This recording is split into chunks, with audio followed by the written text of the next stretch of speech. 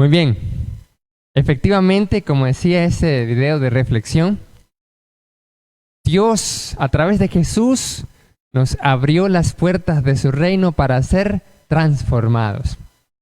Pero ¿cómo es eso, ese reino? ¿De qué se trata? Nosotros vimos un poco en las clases de teología interactiva, en la parte de eclesiología, acerca del reino de Dios o el reino de los cielos, en la parte de la iglesia.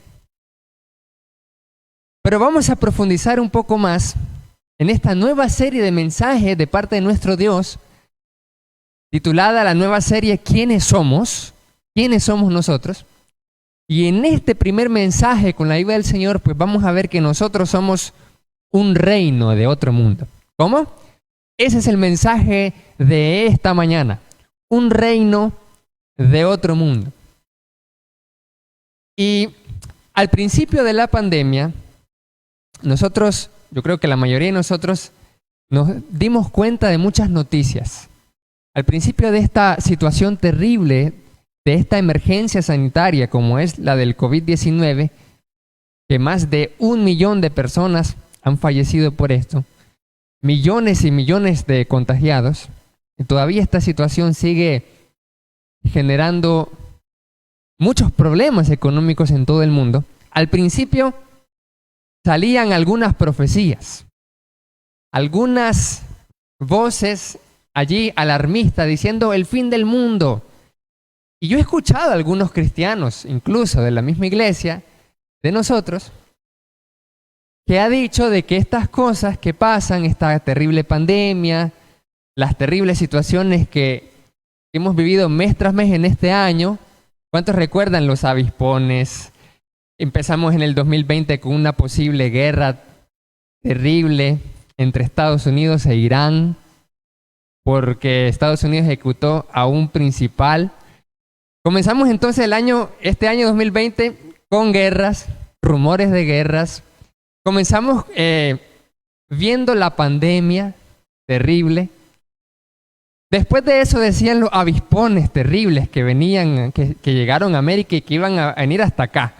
Entonces, cada mes, y hasta los memes daban risa, porque cada vez era peor. Entonces, ¿qué nos deparará ahora julio, agosto, septiembre, ahora que ya estamos en octubre? Y siempre entonces se escucharon muchas cosas de muchas personas, producto de estas situaciones, que van a venir hasta los extraterrestres.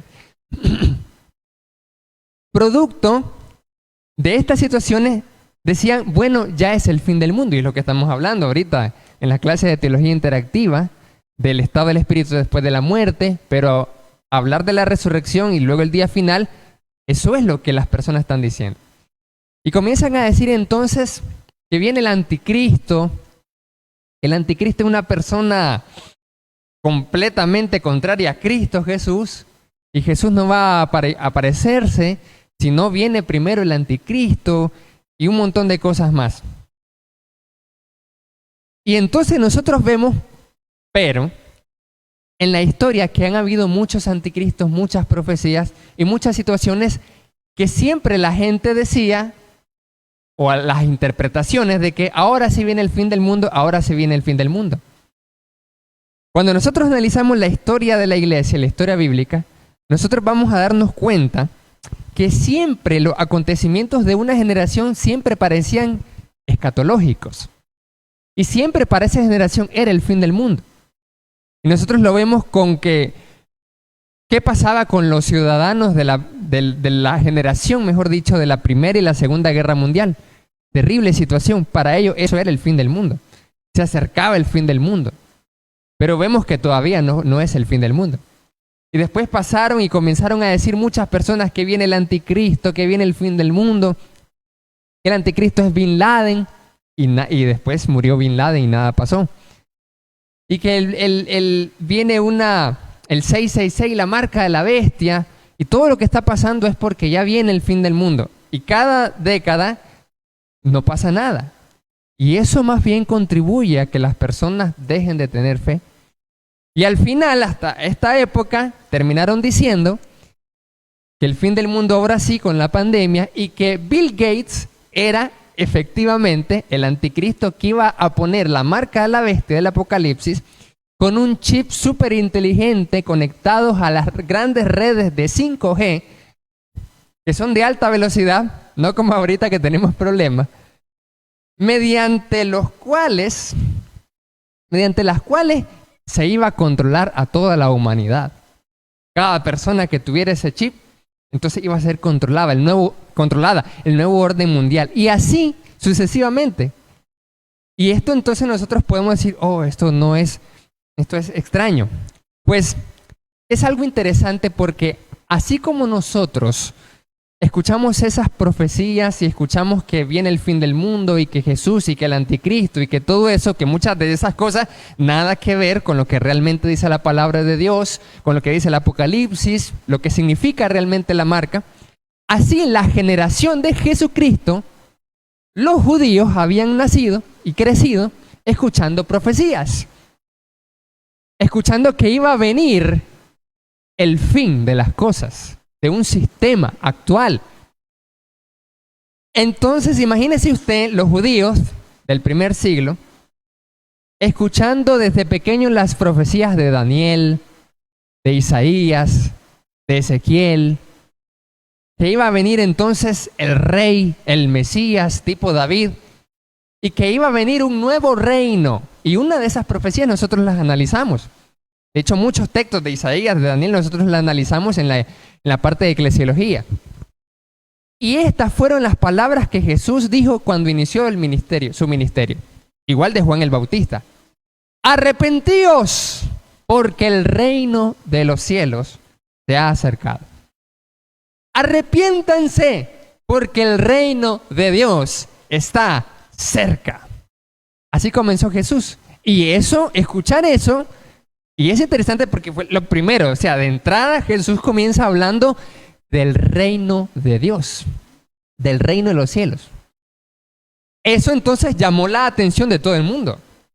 Todo el mundo, desde pequeños, siendo enseñados por las profecías de Daniel y un montón de profecías de que iba a venir un Mesías, que iba a venir un rey, que iba a venir un nuevo reino a instaurarse. Eso llamó la atención, así como a nosotros nos llaman la atención estas cosas que vivimos, de la pandemia y de muchas cosas más, y entonces le ponemos mucha mente, mucha atención, porque son las cosas que hemos escuchado muchas veces y en la palabra de Dios, y desde pequeños hemos escuchado esto, del fin del mundo y de muchas cosas más. Así la generación de Jesús comenzó a escuchar muchas cosas del reino de Dios. Pero ellos tenían una idea un poco alejada de lo que Jesús terminó enseñando acerca del reino. Y nosotros vemos que Jesús inició diciendo estas palabras: arrepiéntanse porque el reino de los cielos se ha acercado. Y la gente entonces comenzó a decir, bueno, aquí está el reino de David, ahora sí, ya viene con todos los fierros. Pero a medida que nosotros vemos en el ministerio de Jesús, primer año, segundo año y tercer año, la gente comenzó a dejar de seguirle poco a poco. Porque parecía que el reino que Jesús estaba predicando no era conforme a lo que habían sido enseñados. No habían aprendido. Y probablemente ellos escuchaban el reino de Dios. Ya viene. Y ellos estaban pensando en lo que habían sido enseñados, en un reino como David. En un reino no del otro mundo, no de los cielos, no de más allá, sino de más cerca. Un reino tipo David, con ejércitos que se le podía hacer frente a Roma. El gobierno de facto del momento, en ese instante, en ese tiempo del primer siglo, Roma tenía subyugada a Israel, a los judíos, porque no eran ni nación. Y ellos anhelaban ver al Israel como con la gloria que tenía David, con la gloria que tenía Salomón y Jesús. Dijo en una ocasión algo interesante que pudo haber sido probablemente una ofensa para alguien. Miren los lirios del campo. No trabajan ni hilan y cómo Dios los viste. Mejor los lirios que la gloria de Salomón. ¿Y cómo es posible eso? La gloria de Salomón. La gloria de Salomón era wow. Era como decir un antepasado, un ancestro, un prócer de la nación de Israel. Y Jesús entonces comenzó a hablar del reino en otras palabras que parecían no cuadrar con ese Mesías que se suponía tenía que venir, con legiones y legiones de ejércitos israelitas al estilo de David, y que iba a derrocar a Roma, que iba a expulsar a los enemigos de Israel. Ellos estaban pensando en un reino de este mundo. Ellos estaban pensando en un reino visible, donde ellos podían ver al rey sentado, donde podía haber ejército, donde podía haber justicia, equidad, juicio, donde podía haber prosperidad, donde podían haber tierras y que todo fuese fructífero, porque iba a gobernar la paz y la seguridad. Ellos estaban pensando en eso porque ellos habían sido enseñados por las escuelas rabínicas. Así que cuando miran a Jesús hablar de estas cosas, sanar y agolparse gente, entonces llamó la atención de mucha gente. Llamó la atención de los celotes, que era un grupo guerrillero, un grupo revolucionario que decía, nosotros no estamos con Roma. Se le oponía completamente a Roma, los celotes. Eran como el grupo guerrillero revolucionario de la época. Y si tenían la oportunidad, ellos siempre andaban armados, si tenían la oportunidad, ellos podían asesinar a un soldado romano. Un soldado romano que estuviera mal parqueado, se lo echaban. Pero también habían personas que seguían a Jesús que eran totalmente contrarias. Y las palabras de Jesús, de esas buenas nuevas del reino, atraía a ese tipo de gente también. Como fue el caso de Mateo Leví, un recaudador de impuestos. Un recaudador de impuestos era todo lo contrario a lo que era un celote. Era alguien vendido al imperio romano, al reino más poderoso de esa época. Pero la gente entonces comenzaba a analizar las profecías de Daniel y decía, suave, este reino, ¿de qué se trata? ¿Cómo es eso? Dice, y en días de estos reyes. Ok, ¿cuáles reyes? De ese imperio. Sí, ya ellos contabilizaban. Ya pasó Babilonia, donde escribe Daniel, pasó Media y Persia, pasó Grecia, ahora estamos en Roma. Ahorita, en este tiempo en tiempos de este imperio del romano, es que va a venir. Y cuando escucharon, entonces, ¿será este el Mesías? ¿Será este Elías? ¿Será Juan el Bautista resucitado? ¿Quién será? Pero la cuestión es que ellos no entendían bien el significado del verdadero reino que estaba en las profecías y que Jesús venía a enseñar. Y comienza entonces a enseñar diciendo a través de las parábolas. Pero la pregunta que debemos hacernos nosotros es, amados hermanos, es que si realmente nosotros estamos completamente convencidos y seguros y tenemos el conocimiento preciso de quiénes realmente somos, y más aún quién es o qué es realmente o cuál es la naturaleza de este reino el cual somos parte. ¿Será que nosotros también podamos, nosotros de la iglesia de Cristo, 21 siglos después de aquel momento en donde las personas parecían no entender muy bien a las palabras de Jesús, porque parecían que el significado del reino que ellos tenían era totalmente diferente a ese reino que Jesús estaba diciendo? Parecía que reino en la mente de la gente era una cosa y reino en la mente de Jesús era otra contraria. Pero ¿será que nosotros estamos claros de qué significa este reino? ¿O estamos pensando, en vez de un reino de más allá, estamos pensando en la iglesia y en nuestro rol y en nuestra vida como cristiano como un reino de más para acá? ¿Un reino como este mundo?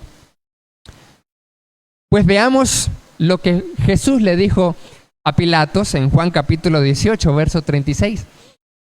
Pilatos estaba interrogando a Jesús y él le dice, ¿tú eres rey? Tú lo has dicho. ¿Pero qué pasa entonces contigo? ¿Qué sucede? Mi reino no es de este mundo. Así le contestó Jesús. Porque si mi reino fuera de este mundo, mis seguidores pelearían. Porque como que, ¿y dónde están tus seguidores? Si eres rey, pues ¿dónde están tus seguidores? ¿Qué sucede entonces contigo?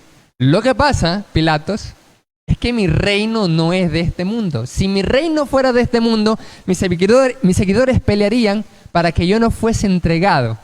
Es lógico, pero mi reino no es de acá. Era algo completamente diferente. Y antes de ese momento, en el ministerio de Jesús, Él comenzó a explicar los misterios del reino y, como bien decía nuestro hermano Echaverri, uno de los misterios del reino era la resurrección. Y Él comenzó a explicar acerca del reino y lo explicaba a través de parábolas. He aquí le hablaré a mi pueblo en parábolas. ¿Y por qué hablaba en parábolas? Decían. Las parábolas eran unas historias, unas metáforas que tenían el objetivo de transmitir un mensaje. Entonces, la gente que era espiritual, la gente que tenía la intención de conocer realmente, le podía entender y captar. Pero algunos otros, como los fariseos, o incluso gente cerrada, como los mismos discípulos, comenzaban a dudar y decían, ¿y qué es esto? ¿Y qué significa? ¿Y por qué hablas así? Así que Él, Jesús, tenía que hablar en códigos secretos, en parábolas, para que realmente los que debían de recibir el reino lo entendieran. Y para los grandes, los poderosos, los que estaban en contra de Jesús y querían matarlo, no le entendieran para poder cumplirse el tiempo, alargarlo. Porque si Él comenzaba a decir muchas cosas, el reino aquí, yo soy el Mesías, el tiempo de Jesús se hubiera cortado rápidamente. Por eso es que cuando Jesús pregunta, ¿quién eres? Pedro, ¿quién soy yo según ustedes? Pedro le responde, tú eres el Cristo, el Hijo de Dios viviente. Tú eres el Mesías, no le digan a nadie. No era como que Jesús estaba diciendo, yo soy el Mesías aquí, yo soy el Mesías allá. Si no, eso hubiera dicho, ¿cómo dicen los celotes? Estamos listos, pues, si tú eres el Mesías. Porque la palabra Cristo viene del griego Christos, del hebreo Meshiach. Mesías, Meshiach, significa ungido. Y alguien ungido hacía referencia a los reyes de Israel. Un rey era ungido. Alguien era ungido para ser rey. Así que cuando alguien decía Mesías, estaba diciendo el rey de los judíos, el rey de Israel.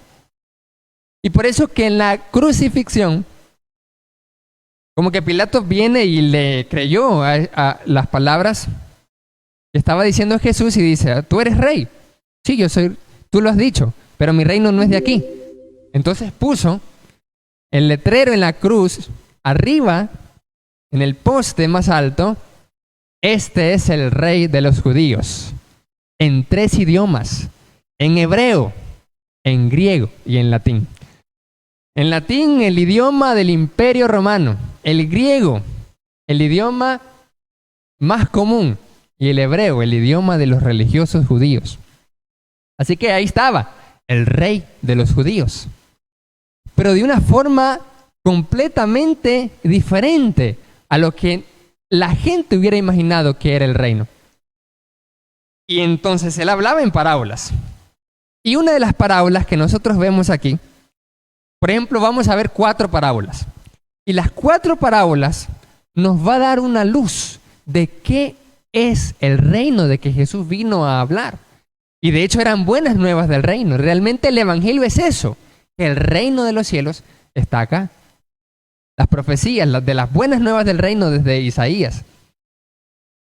Y las 4 parábolas interesantes que nos dan una luz para entender qué es el reino.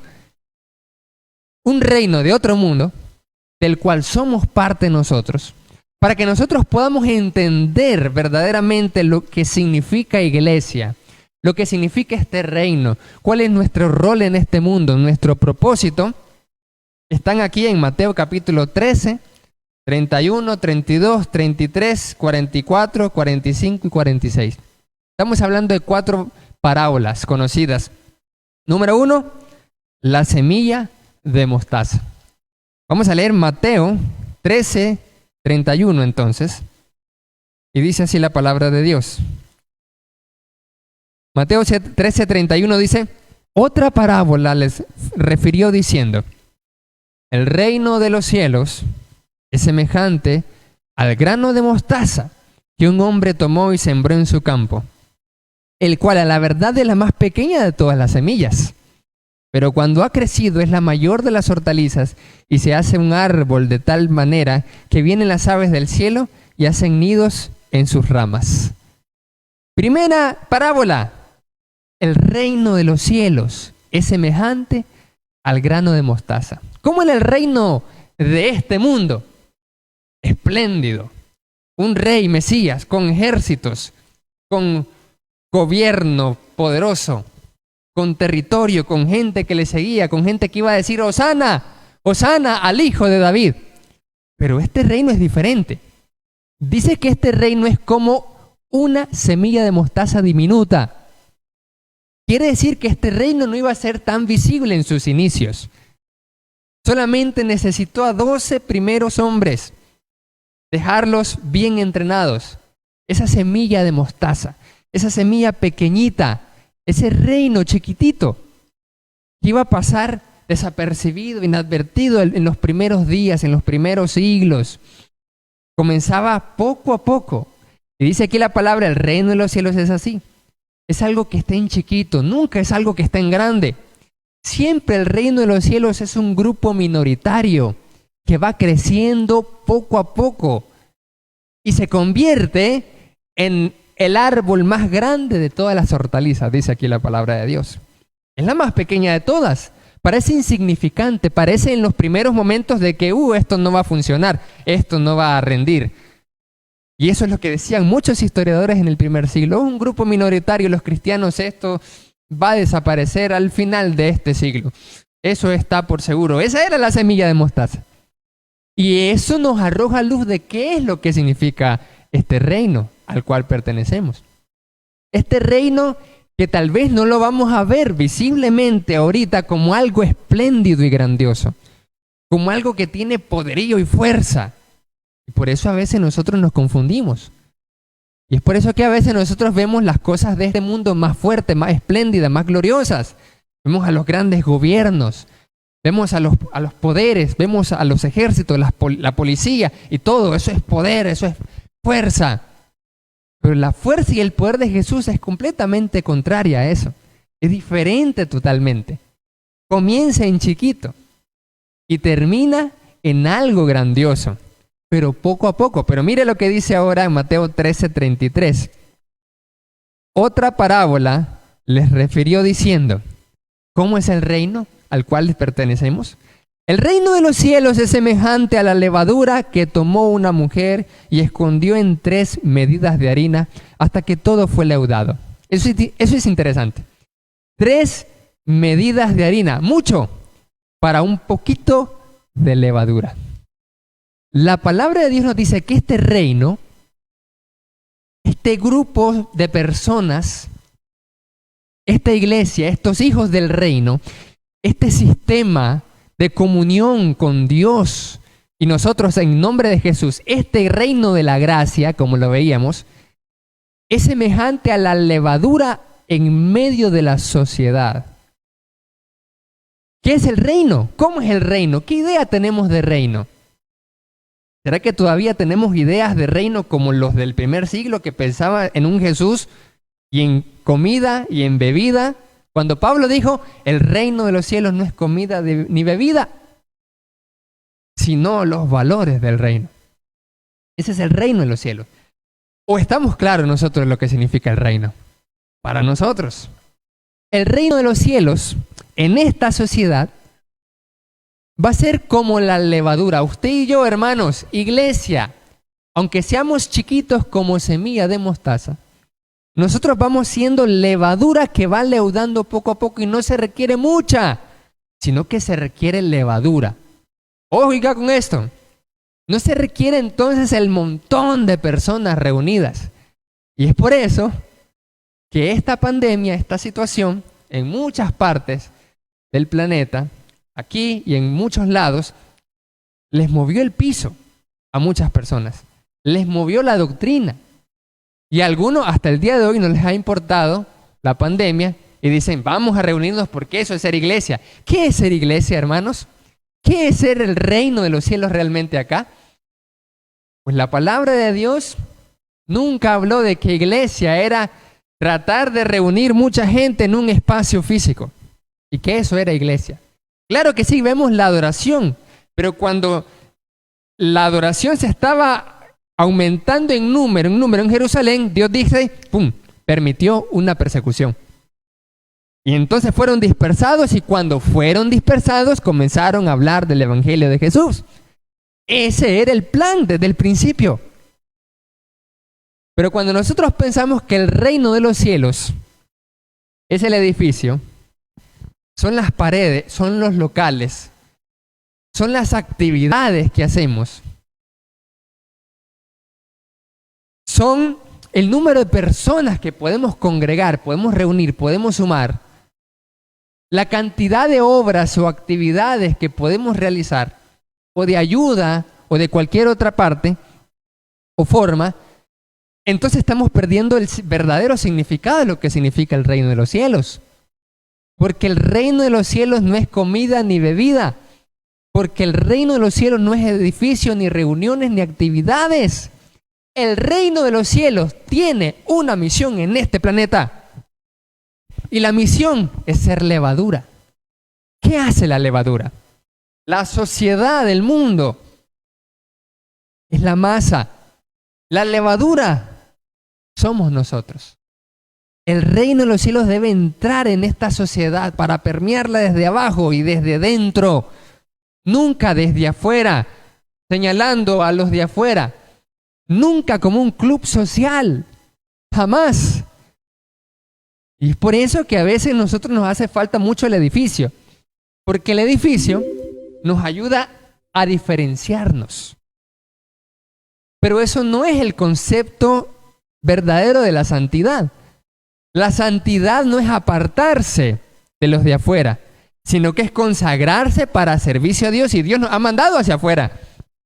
El Señor nos ha mandado a hacer levadura para que nosotros poco a poco podamos ir penetrando. Pero nosotros hemos olvidado el enfoque realmente de lo que significa reino e iglesia. Para reunirnos solamente, no, dice el Señor. Es afuera que está la masa en donde tenemos que leudarla toda. Porque usted y yo somos, ¿quiénes somos? Somos levadura de Dios. Y no se necesita mucha, pero se necesita que sea levadura. Así que eso es lo que muchas veces pasa con iglesias, de que, estamos reunidos bastantes, y al final vemos que la mayoría de los que estamos reunidos, apáticos, no sirven en la iglesia, no predican la palabra, nunca crecen, nunca cambian, nunca maduran en la fe, nada. Así que solamente están reunidos los domingos para llenar un espacio. ¿Qué hace esa levadura de lunes a sábado? Nada, porque no es levadura. ¿Estamos entendiendo lo que significa este reino, hermanos? Estamos comprendiendo de que este reino es de otro mundo, no es como los de este mundo. Estamos entendiendo que este reino no es de aquí. Por lo tanto, si este reino no es de aquí, no va a ser como los de aquí. Jamás va a ser como los de aquí.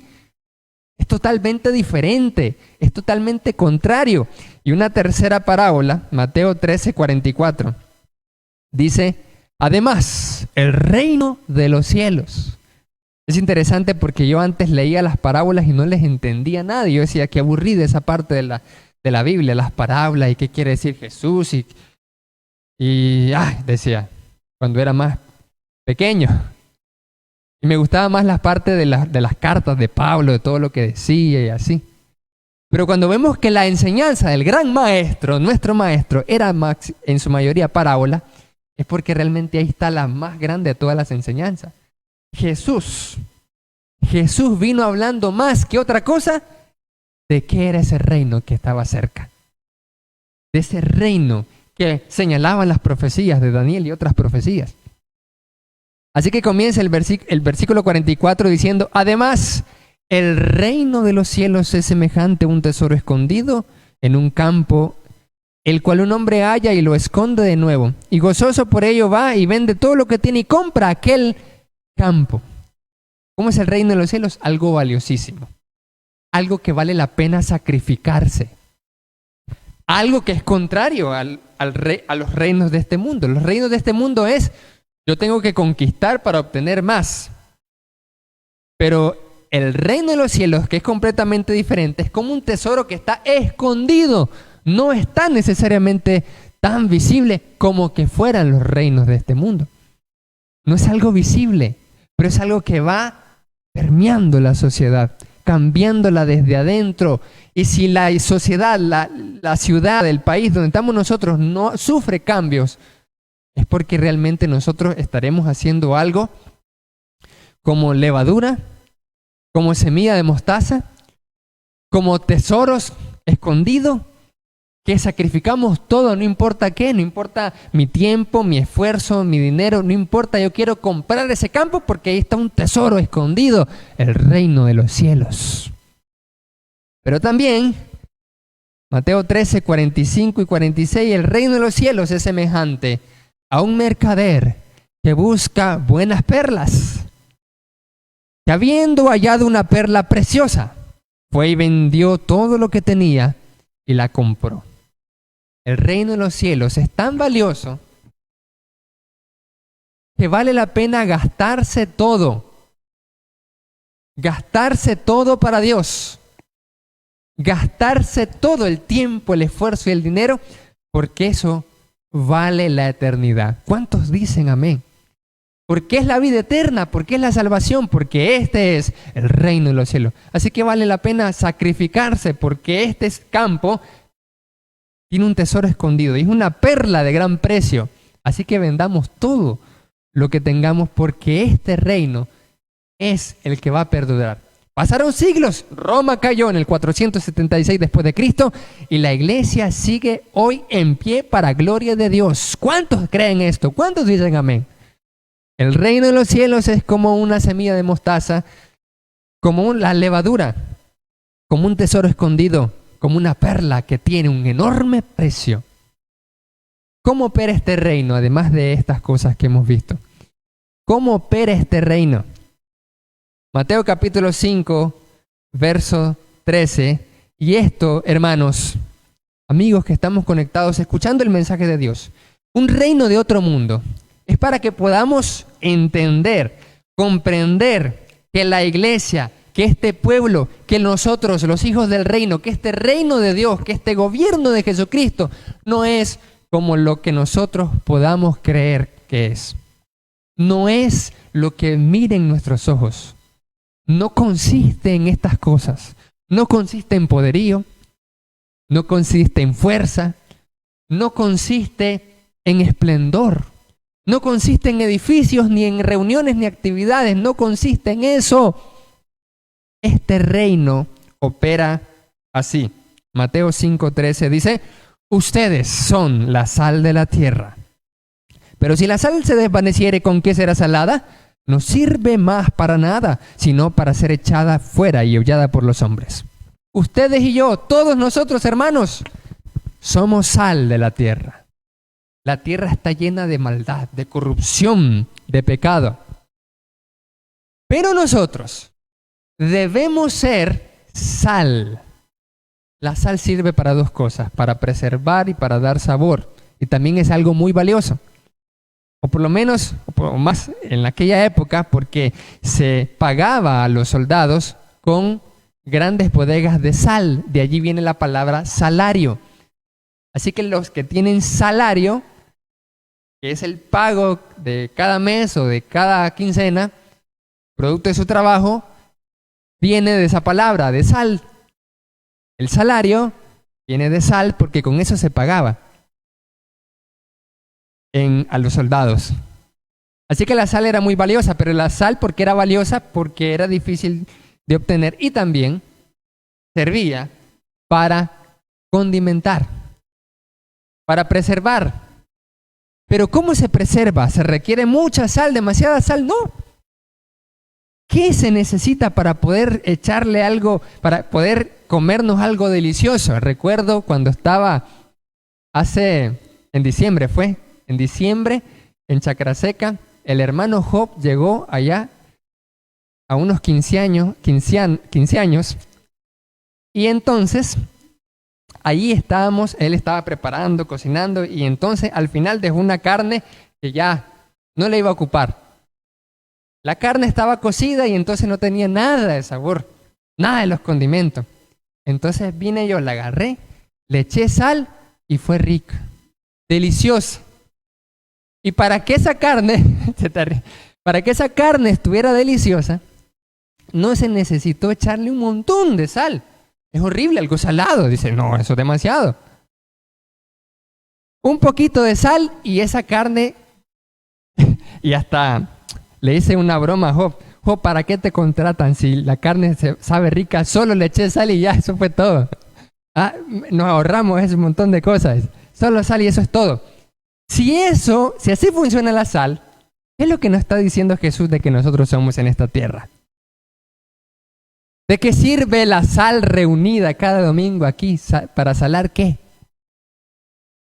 Y no significa que no vamos a adorar, que no nos vamos a conectar, que no nos vamos a reunir. Pero el punto es el enfoque de lo que hemos creído todo este tiempo que significa iglesia, de lo que significa reino de los cielos. Por eso esta pandemia nos ayuda a ver el enfoque diferente. ¿De qué sirve, iglesia, reino de Dios acá en la tierra?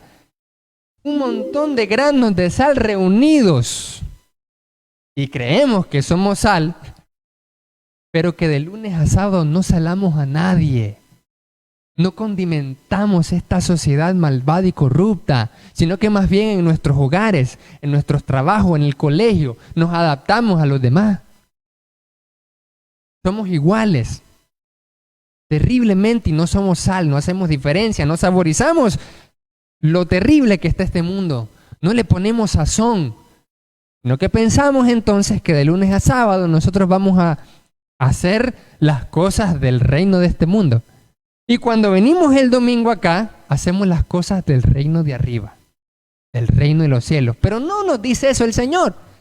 No están siendo reino de los cielos necesariamente. Cuando nos reunimos aquí un montón de granos de sal, ¿para saborizar qué?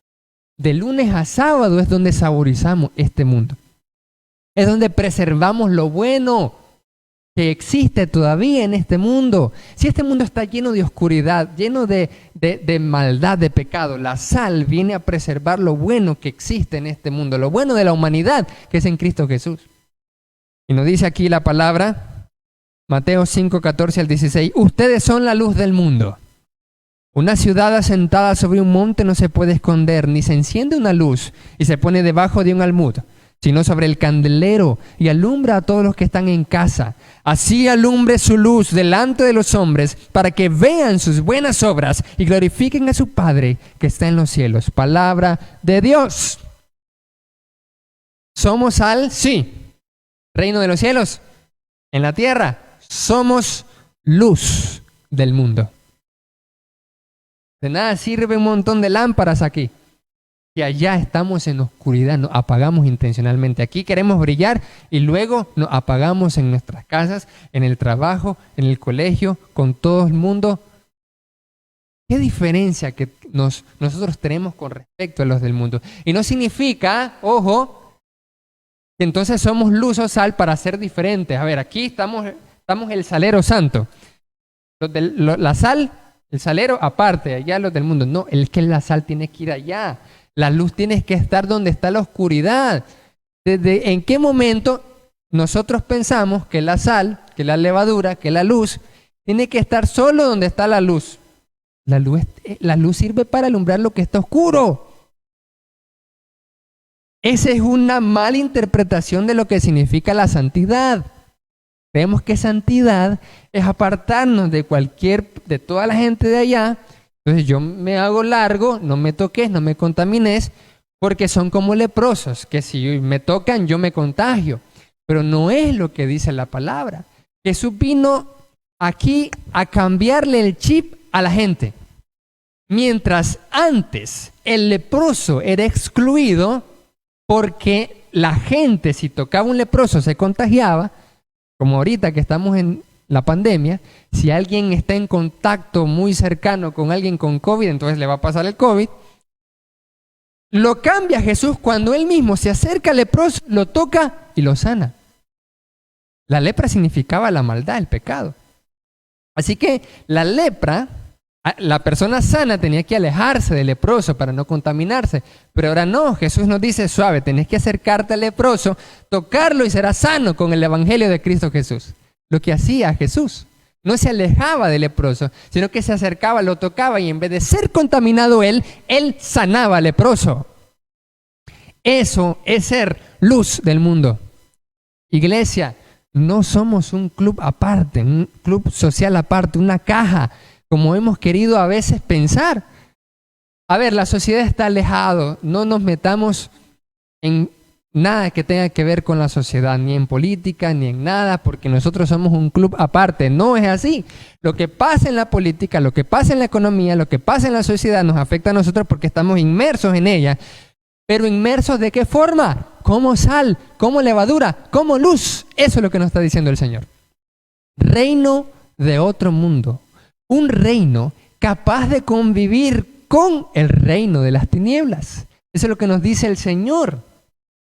En la parábola del trigo y la cizaña, en el mundo está el reino de las tinieblas, pero el reino de los cielos no es que está aparte. A ver, aquí estamos aparte, largo, lo más alejado de las tinieblas de afuera. No. Por eso es que el Señor le prohíbe a los ángeles arrancar.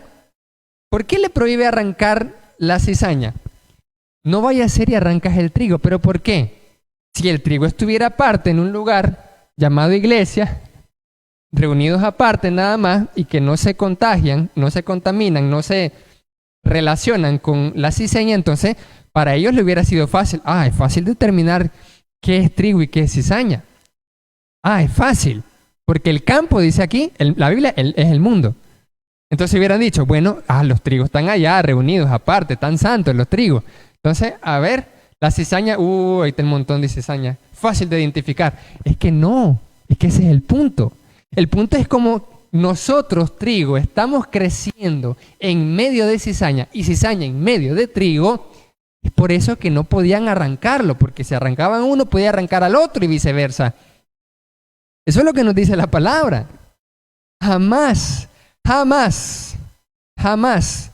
la presencia de Dios se apareció solamente para ser adorado, sino para ser adorado y ser enviado. Pero a veces nosotros nos limitamos solo en adorar. Imagínense a Moisés cuando se le apareció el Señor en la zarza. Él adoró. Dice, quítate las sandalias, porque el lugar donde está santo es. Él adora, se inclina, pero no se quedó ahí adorando todo el tiempo. Le adoró y después le dice, anda, libera a mi pueblo. Esa es nuestra misión. Eso significa hacer luz. Mateo 10:16. Pero ¿cómo lo vamos a hacer? ¿Cómo vamos a hacer esto? Mateo 10:16.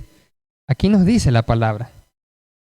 ¿Será que esta luz, como lo dije, esta sal aparte, reunida aparte, levadura aparte, luz aparte? A ver, la luz con la luz y las tinieblas pues están allá. La luz se dirige hacia las tinieblas para alumbrar. ¿Cómo lo tenemos que hacer? ¿Solo denunciando lo malo? ¿Denunciando el pecado? ¿Denunciando lo mal que está todo el mundo y que nosotros estamos bien? ¿Solamente? ¿Qué es lo que nos dice en Mateo 10:16? Nos dice cómo es que debemos operar. La forma en que, o mejor dicho, el rol que tenemos nosotros en este reino que estamos entendiendo cada vez más cómo opera en medio de estas tinieblas. Mateo 10:16 dice aquí: He aquí, yo los envío como a ovejas en medio de lobos. Sean pues astutos como serpientes y sencillos como palomas. Palabra de Dios. Ok, somos semilla, que al principio somos chiquitos y después crecemos. Somos levadura, poquito, pero leudando todo. Somos un tesoro escondido, perla de gran precio, ese es el reino de los cielos. Somos sal para salar, luz del mundo para alumbrar. Pero ¿cómo lo vamos a hacer? Mire qué interesante lo que dice Jesús aquí. He aquí, yo los envío a ustedes como ovejas. ¿Dónde están las ovejas? Amén. Ustedes son como ovejas en medio de lobos. Sean pues prudentes como serpientes y sencillos como palomas. Pero yo me pregunto acá, ¿cómo es eso que somos enviados como ovejas en medio del lobo?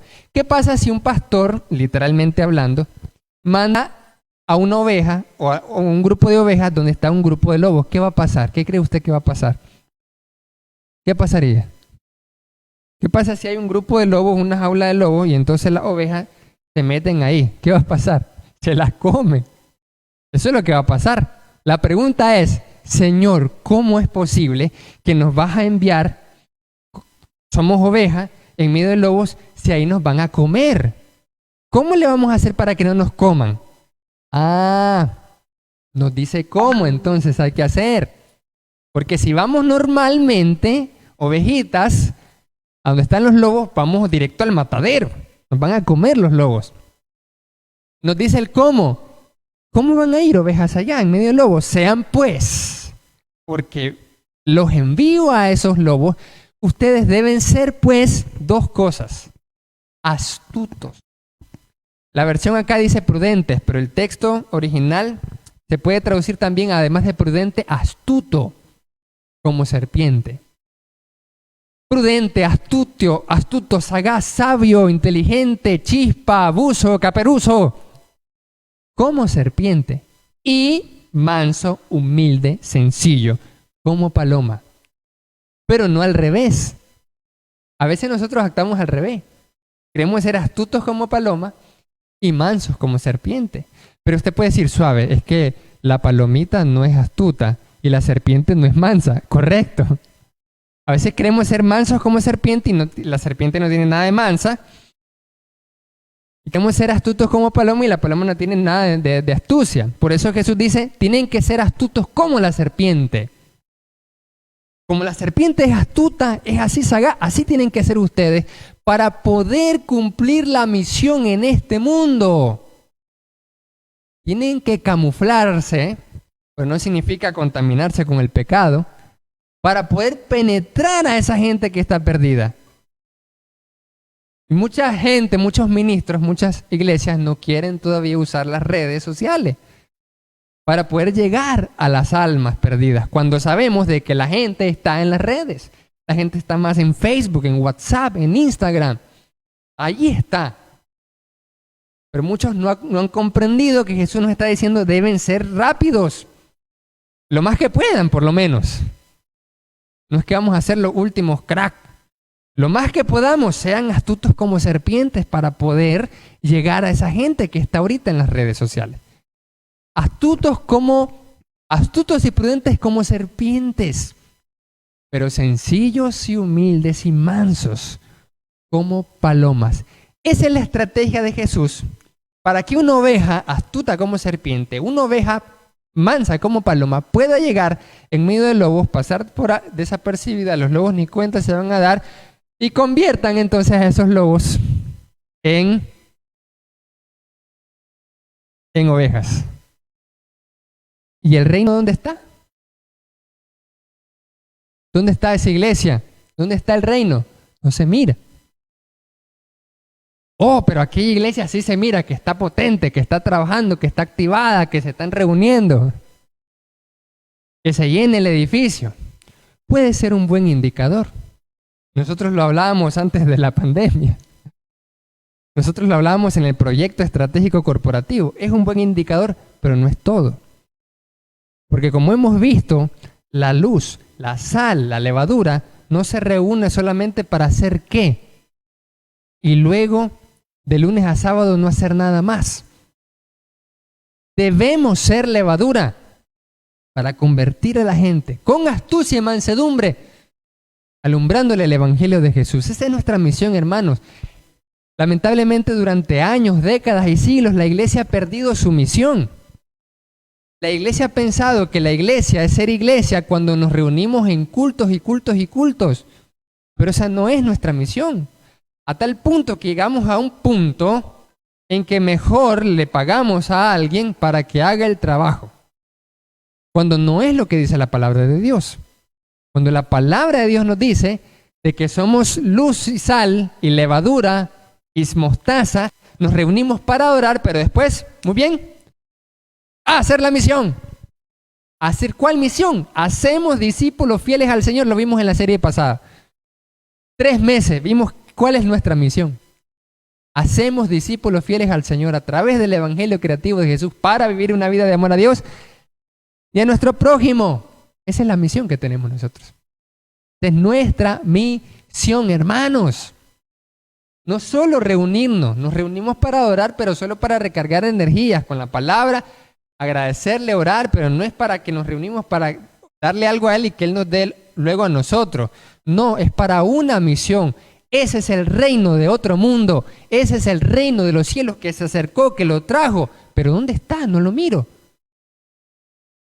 Ah, ya está. Esa iglesia, ese grupo, ese reino, se mira activado, se mira poderoso, se mira que se están reuniendo, que están en edificios, que están en actividades, están en la jugada. ¿Cómo es el reino realmente? Un reino que pasa desapercibido, pero que al mismo tiempo es luz.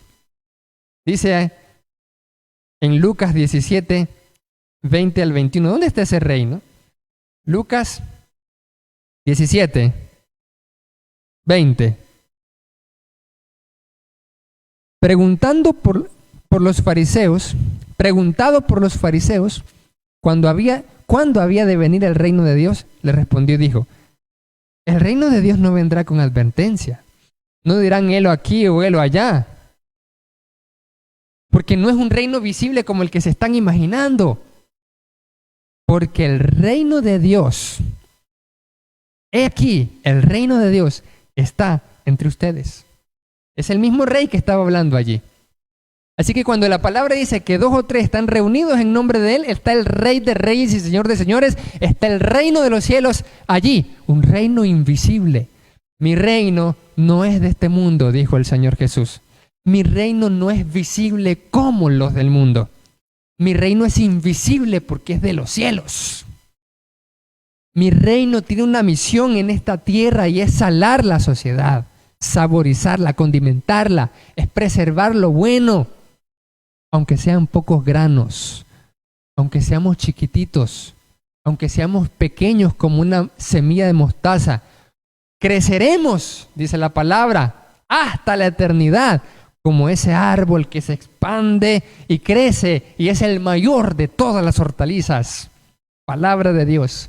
Somos la levadura que tenemos que leudar en donde estemos, haciendo diferencia, anunciando así las virtudes de aquel que nos llamó de las tinieblas a su luz admirable. Ese es ser iglesia, hermanos. Ese es el reino de otro mundo, no como el que estamos aquí. Por eso es que muchos se decepcionaron. Dicen, ¿cómo? Dice, aquí yo no miro que están activados. Aquí yo no miro comida, bebida, no miro reunión. Yo me voy a otro lado donde me van a ayudar. Y muchos se decepcionaron entonces, porque su fundamento no era el reino de los cielos, sino lo que podían ver, oír y comer y beber. Eso era lo que podían. Cuando no hay eso, cuando se acaba todo esto, entonces en la pandemia, en la situación económica, entonces ya no hay reino de los cielos, yo me voy para otro lado, porque a mí me dijeron de que si yo obedecía al Señor, Dios me iba a bendecir, que si yo sembraba, iba a prosperar. Y es cierto, ese es un principio, pero cuando no pasa así, porque Dios es soberano, porque la palabra dice, en el mundo tendrás aflicción, entonces yo me decepciono y dice, me metieron gol. Y por eso es que nosotros nos preguntamos, ¿qué pasa con esta pandemia? ¿Qué pasa con esta situación? Jesús se está perdiendo, le metieron un gol. El diablo le está ganando. Al cerrar los edificios, estos no quieren abrir. Es que el reino de los cielos está entre nosotros. Y debe de convivir, hermanos, y hacer que nosotros cumplamos esta misión. Un reino de otro mundo. Ese es el reino de los cielos. No es de aquí, ni como los de aquí. Así que no esperemos que sea o que funcione como los de aquí. Este es un reino del revés. Que Dios les bendiga a todos, amados hermanos.